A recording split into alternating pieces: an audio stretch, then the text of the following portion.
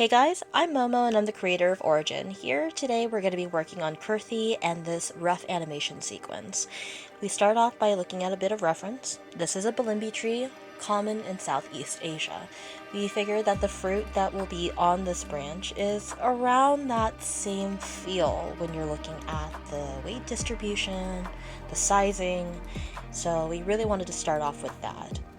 Now here we have the branches being mostly sketched out. We want to understand the composition of the scene, along with the physics of how the angles are playing, how characters are interacting with the scene, and we want to make sure that when we're labeling this down for forward movement along the pipeline, we are really emphasizing what direction the animation is supposed to be going. So here we have branch 1 and branch 2.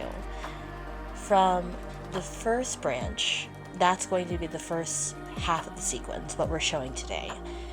So once we have the general consensus of where lighting would be, where the interactivity is, we can start by getting our little gremlin herself, Kirthi, inside the scene.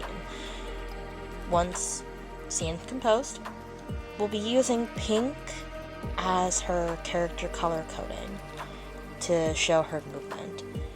Coming up the trunk of the first branch, you're going to see her hand sort of slipping in pretty soon, but we really wanted to make sure that we understood what a smaller body would do on a branch like this. She's a young teen, so figure a little bit of struggle. She's not the strongest, but she's definitely determined. And she's happy to spiral up to get whatever momentum she needs. See that she almost slips and she launches herself upward using tension.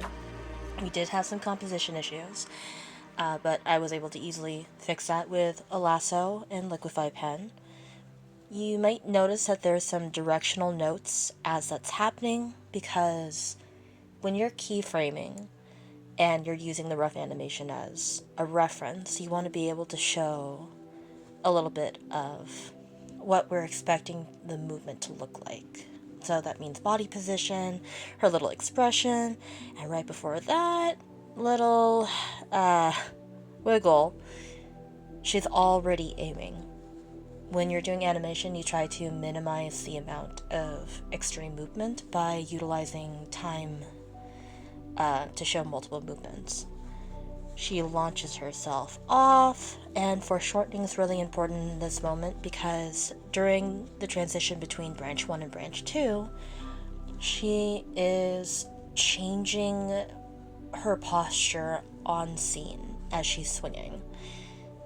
So just a quick look at how the branches are really quick, and you'll kind of get why we had to really emphasize that.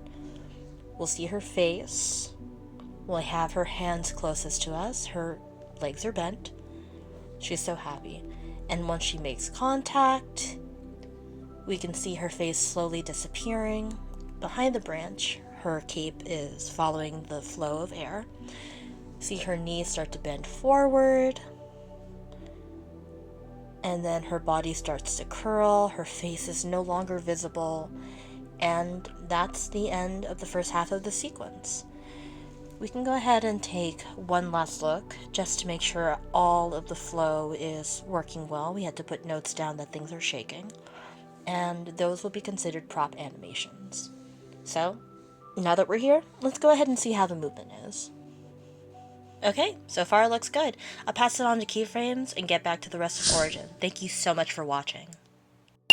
See you again soon.